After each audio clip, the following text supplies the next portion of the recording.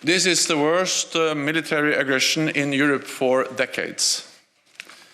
With the cities under siege, schools, hospitals, and residential buildings shelled, reckless actions around a nuclear power plant last night, and many civilians killed or wounded.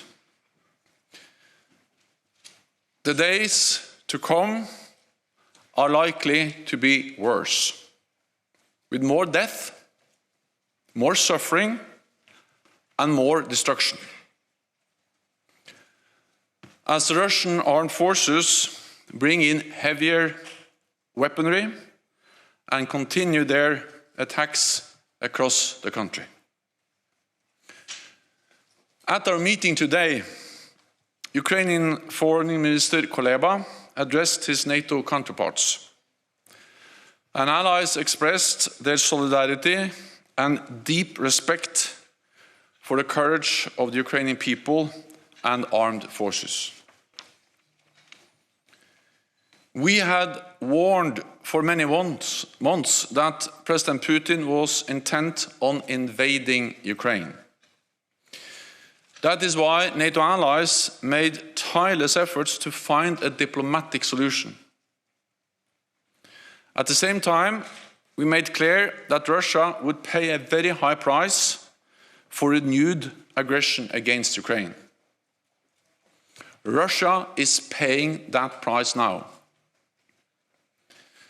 This is President Putin's war, one he has chosen, planned, and is waging against a peaceful country.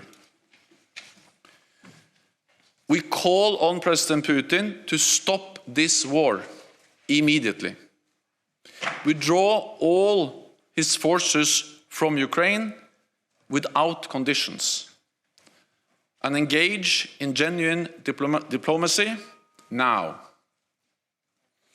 NATO allies have stepped up support for Ukraine, helping to uphold the country's right of self-defense as enshrined in the UN Charter. Today, ministers addressed our immediate response to the crisis and the longer-term implications for Euro-Atlantic security. We have already strengthened our deterrence and defense, on land, in the air, and at sea. Allies from North America and Europe have sent thousands more troops to the eastern part of the alliance. We are deploying the NATO response force for the first time, and we have over 130 jets at high alert, and over 200 ships from the high north to the Mediterranean. We will continue to do what it takes to protect and defend every inch of NATO territory. NATO is a defensive alliance. Our core task is to keep our 30 nations safe. We are not part of this conflict, and we have a responsibility to ensure it does not escalate and spread beyond Ukraine, because that would be even more devastating and more dangerous, with even more human suffering. NATO is not seeking a war with Russia. The Kremlin's ambition is to recreate a sphere of influence and deny other countries the right to choose their own path. So ministers discussed the need to support partners who may be at risk, including Georgia and Bosnia-Herzegovina. Russia's aggression has created a new normal for our security, where fundamental principles are contested through the use of force, and we face the threat of conflict for years to come. There is much at stake: how we organize relations between states, whether democracy or authoritarianism prevails, and ultimately what sort of world we want to live in. Ministers agreed that NATO's relationship with Russia has fundamentally changed for the longer term, but we remain committed to keeping channels for diplomacy and deconfliction open, to avoid any unintended escalation, misunderstanding, or miscalculation. There is one lesson we can already draw from this crisis. To keep our nation safe, we need North America and Europe standing together in NATO in strategic solidarity. At this dangerous moment, no country and no continent can go it alone. President Putin has failed to divide us.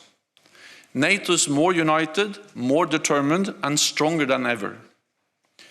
We're also working closer with like-minded partners. Today we were joined by the European Union, as well as Finland and Sweden. In response to Russia's aggression, we have decided to strengthen our coordination and information sharing with Finland and Sweden. Both countries are now taking part in all NATO consultations about the crisis.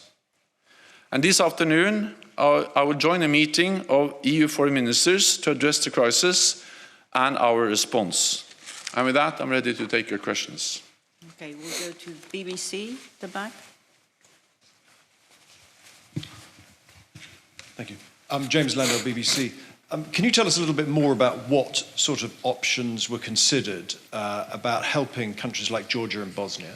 Secondly, can you tell us a little bit more about whether NATO allies discussed what more military support could be provided for Ukraine? And thirdly, was the issue of no-fly zones even discussed at this morning's meetings? Thank you. NATO has provided support, and NATO allies have provided support to Georgia, to Bosnia and Herzegovina and other partners for many years. We helped them with capacity building, reforms, strengthening their defense and security institutions. We also have a training center in Georgia. We also have common exercises. And of course, we have different kinds of activities with different countries, different partners. We didn't make any final decisions, but it's a broad agreement that we need to do more to support these countries. And this is part about scaling up things we already do on strengthening the defense and the security institutions, reforms, training, but also potentially adding more activities in support of these countries. Because what you have seen with Ukraine is that they may be at risk, exposed for even more intervention, subversion, and potentially even attacks by the Russian armed forces or the Russian Federation.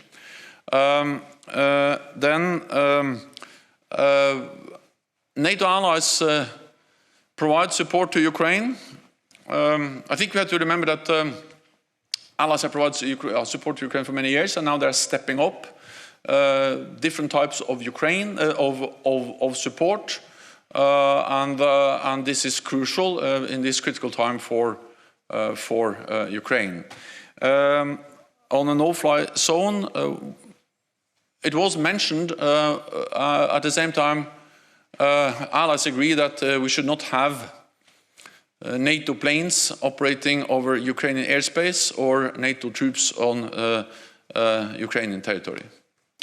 CNBC. Thank you, Secretary General Steve Sedgwick, CNBC.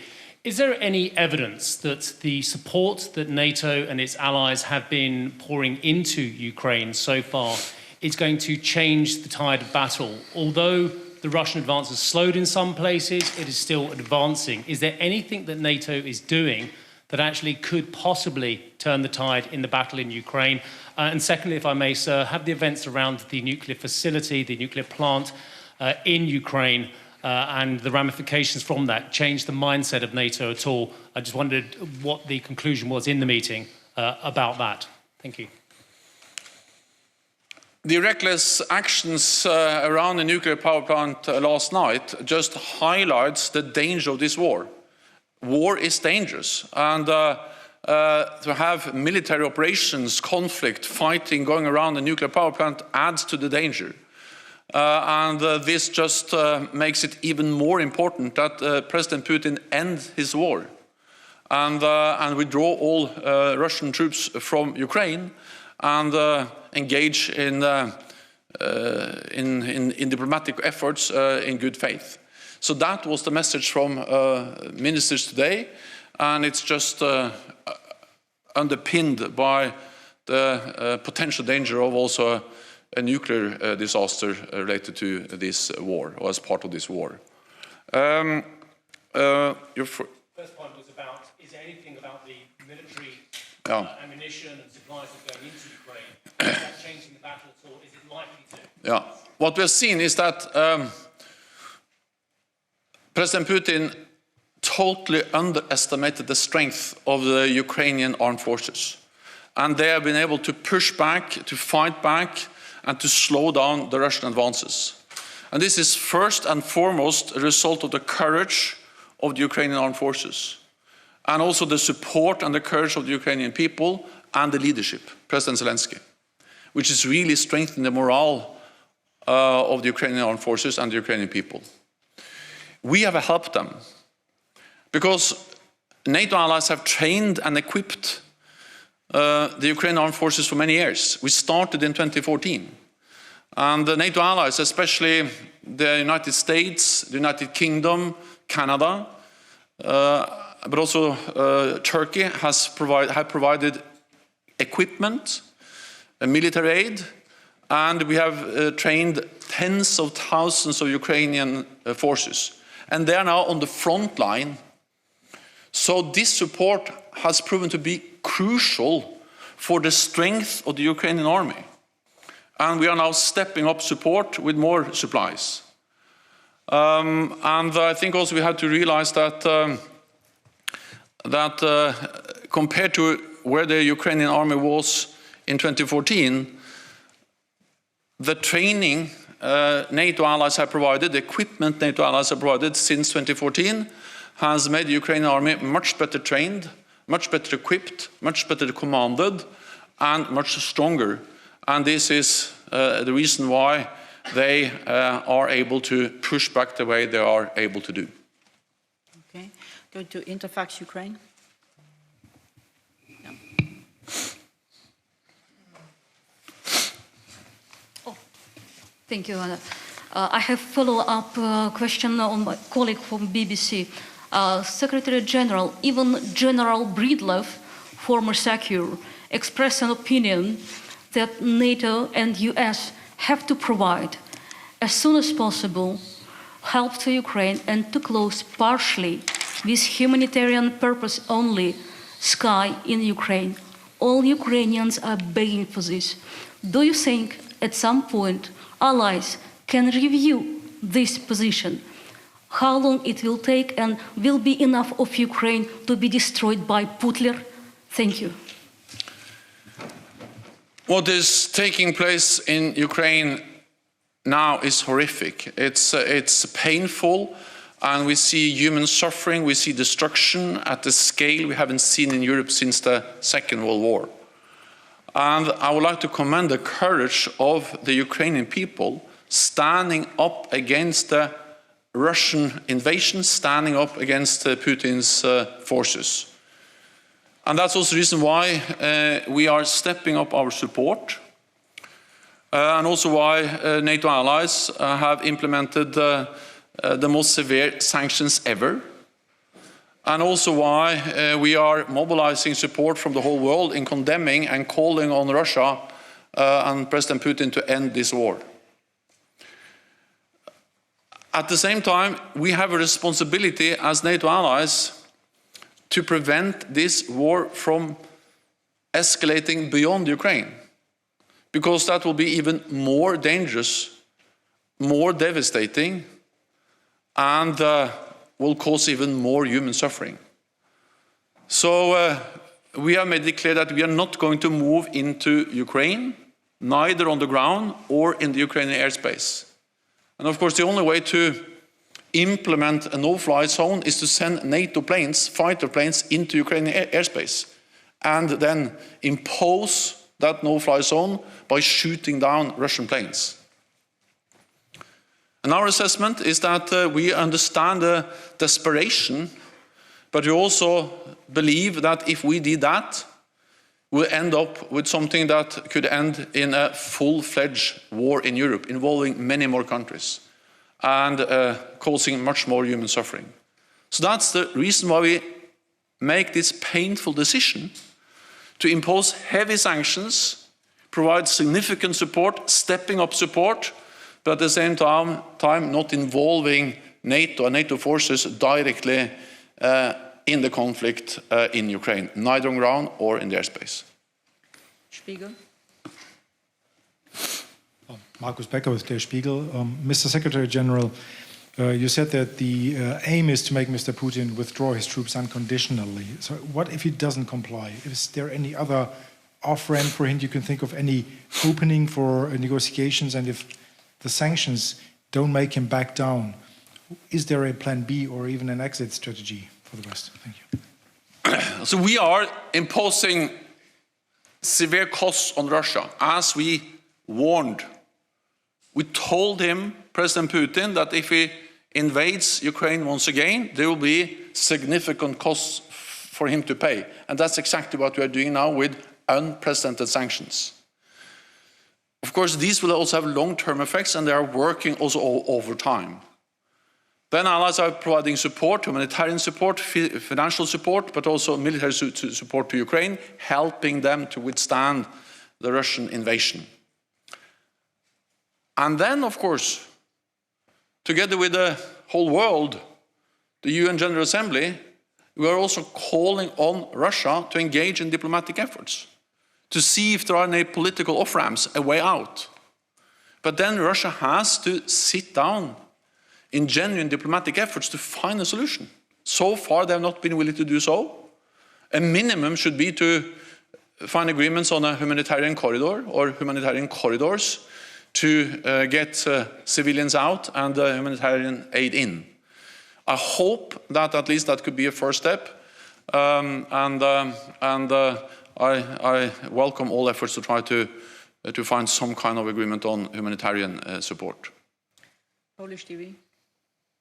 Dominika Czasic, let me go back to rumors from a few days ago about Poland and Bulgaria. It was rumors in media that Poland and Bulgaria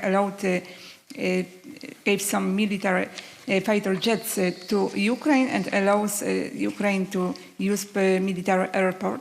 Could you comment this, and could you also comment the remarks of Latvian Minister of Foreign Affairs, who told for the BBC that NATO should consider all options? Thank you. We had a meeting of NATO foreign ministers today, and I had the NATO summit on Friday. And in both those meetings, I have clearly stated that we should support Ukraine. We should continue to provide, also NATO allies should continue to provide military support to Ukraine, different types of support, but we will not be part of the conflict. And that is the NATO position, and I convey that message because I strongly believe that if NATO become directly involved in the conflict, we will see more human suffering, more civilians killed. And that's the reason why we need to step up support, impose heavy sanctions, call for Russia to engage in a political solution, but not involve NATO. Our main responsibility, our core task, is to protect and defend 1 billion people living in 30 allied countries. We are doing that by increasing the presence of NATO forces in the eastern part of the alliance, deploying for the first time the NATO response force, but we are not going to be part of the conflict with Russia in Ukraine. Okay. Well, I met President Duda recently. We discussed many aspects and challenges related to the Russian invasion, brutal invasion of Ukraine. And you saw the statement from President Duda on the Wask airbase that Poland is not planning to send in any airplanes to Ukraine. Okay, we'll go to Al Jazeera. Secretary General, on his way in, the Latvian Foreign Minister said it was time to go from a deterrence mission to a full-scale defence mission. So, was there any discussion of sending further troops in addition to the ones that you've deployed in recent weeks? And as you talk about a new normal, was there any discussion of making some of the recent deployments permanent? We need to distinguish between NATO's immediate response and longer-term adaptation of our posture in the eastern part of the alliance. When it comes to the immediate response, we have already significantly increased our presence. With now over 200 ships from the high north to the Mediterranean, 130 planes on high alert, and thousands of more troops. I recently visited NATO troops, US troops, German troops, and other troops in Romania. I met them in Estonia and also in Poland. So this is the immediate response, and we will do what it takes to defend and protect all allies, and if needed, we will further increase that presence. But at the same time, we started at the meeting today, the discussion about the more longer-term changes to our presence, posture, deterrence and defense throughout the alliance, but especially in the eastern part. And today we have some presence in the eastern allied countries. We have the battle groups in the Baltic countries and Poland. We have some presence also in Romania and in the southeast. We are now seriously considering a significant increase of that presence, both with more troops, with more air defense, with deterrence by defense, through defense, not only by sending a message of NATO presence. So this is, as some ministers formulated it today, it's about the difference between deterrence by presence or the deterrence by defense.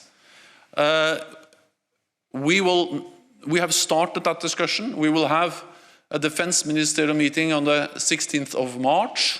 There I expect more details. We also will of course base our decisions on advice from our military commanders, and then we will take the necessary decisions. But we have some time, it's not a lot of time, but some time to take that more long-term decision, because we have already implemented immediate responses by a significant increase in the eastern part of the alliance. Ukrainian National Agency. Thanks. Dmitry Shkurko, National News Agency of Ukraine. It is understandable that there will be no NATO planes and pilots in Ukraine, but it was recently sounded the request from the President of Ukraine about some kind of selling or maybe transferring the planes to the Ukrainian armed forces. Maybe it could be done in the framework of the general technical assistance from the Russian side. And the second question, if I may, as right now we have absolutely discriminate shelling of Ukrainian cities, including the restricted weaponry, like, for example, vacuum bombs.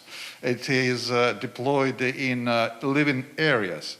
So that can we count on NATO in collecting at least information concerning the Russian crimes in Ukraine going on right now? Thanks. The Russian invasion of Ukraine is a blatant violation of international law. And we have seen the use of cluster bombs. We have seen reports of the use of other types of weapons which will be in violation of international law. And of course NATO and NATO allies and partners are collecting information and monitoring very closely what is going on in Ukraine. I would also welcome the decision by the International Criminal Court to open an investigation into this, because we have to make sure that President Putin and the President of Belarus are held accountable for what they do. This is brutality, this is inhumane, and this is violating international law, and we also may have to make sure that the International Criminal Court really looks into this, and that's the reason why I welcome the decision by the International Criminal Court. Oh, sorry, I didn't. Well, NATO allies provide different types of military support. I will not go into the details about that support, but allies provide many types of support. It's publicly known also that allies have provided anti-tank weapons, air defense missiles, and other types of support, but more details will not be given by me. Bloomberg. Natalia Drozdiak, thank you for the question. You mentioned the risk for Bosnia and Georgia. Are you seeing any concrete threat of invasion there? And what about Moldova? Is there any increased risk in Moldova? Thank you. All these are different countries, and of course they face different types of risks and challenges. But they have in common that we have seen Russia try to exercise their power to intimidate them, partly by subversion, interference in domestic political processes, or by military invasion. Georgia has been invaded by Russia, and Russian troops still, in reality, control parts of Georgia, Abkhazia and South Ossetia. In Moldova, in Transnistria, which is part of Moldova, there are Russian troops without the consent of the government in Moldova. And then in Bosnia and Herzegovina, we see a very fragile and unstable situation with inflammatory rhetoric and serious challenges to the unity of that state.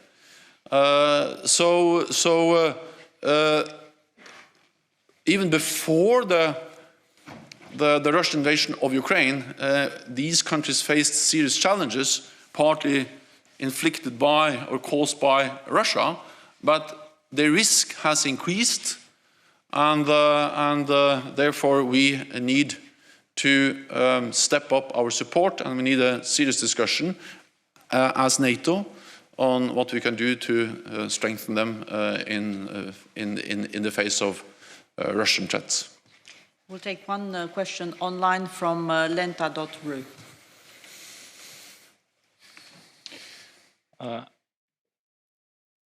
Dmitry Sotok, Lenta.ru, Russian online media. Previously, NATO representatives stated that the alliance is ready to discuss strategic stability issues with Russia. However, the issue of mutual arms control remains an important priority. The problem has not gone away. The level of global tensions has increased after the Russian military command has transferred Russian strategic missile forces to high alert mode. The question is NATO planning any discussions in the foreseeable future on this issue? And why hasn't the alliance provided Ukraine with modern weapons, which the Ukrainian authorities have been asking for? Thank you. Well, first, as I said, NATO allies have provided Ukraine with weapons, especially since 2014. And NATO allies have trained tens of thousands of Ukrainian soldiers who are now on the front line. So we have helped them in standing up against Ukraine. And without that support, without the equipment, without the training, the Ukrainian armed forces would have been much less capable of standing up against the Russian invasion. The courage of the Ukrainian armed forces is, of course, the most important factor here, but the training and equipment has been of vital importance. And this, of course, also includes modern systems. Then on strategic issues, well, we reached out to Ukraine. We reached out to Russia before the invasion, because we warned, we had intelligence predicting what is happening now. I think we need to understand that actually for many months, NATO allies, NATO has been warning about that Russia was building up gradually more and more troops and planning an invasion of Ukraine. But as we saw that build up, we intensified our efforts to engage Russia in some kind of meaningful political diplomatic dialogue to prevent this invasion. President Putin decided not to find a political solution, but to invade, to use military force. We are, of course, always in favor of a political solution, but now we face a Russia which is using military force to try to destroy an independent sovereign nation in Europe. The United States and Russia agreed recently to extend the New START agreement, limiting the number of nuclear warheads on long-range systems. We are, of course, we believe in arms control, but to have any meaningful strengthening of arms control architecture, we need a Russia which is not killing and fighting and invading, but a President Moscow, a regime in Moscow, which is actually seriously engaging in political efforts to reduce tensions and further strengthen arms control. Okay, we'll go with James for the last question. Yes, Brooks James Defense. Sorry to hit you with another weapons question, but this really is the crucial issue right now. As you know, the EU is sending financing $500 million, and Poland's the coordinator, which makes me wonder, considering that this new rogue state could attack any country now, my question to you, should NATO create a new permanent structure, or at least designate the allies on a permanent rotating basis to coordinate bilateral weapons transfers from the allies to anticipate the next crisis? Thanks. I don't mean the trust funds, and I don't mean ad hoc consultations during ministerial, but something permanent. Thank you. So we should always have an open mind to what kind of structures we should have to support partners and countries at risk. At the same time, I think we need a pragmatic approach. And what we have seen over the last years, for instance, in Ukraine, is that NATO provided some types of support. We had an office in Kyiv. We were focused on modernizing the defense and security institutions, command and control, logistics, cyber, and also we helped them with some naval capabilities. So NATO as an institution provided important help to Ukraine over many years, and we still do. But then, on top of that, individual allies provided more of the lethal aid, more of the military training. And again, I don't think actually it is so important exactly how we organize this, as long as the country in need receives the support and help they need.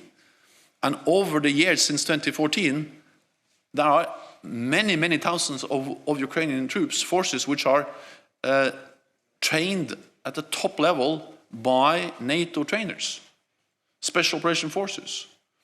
And they have advanced equipment, and they know how to use it. We help them with cyber defense, with command and control communications.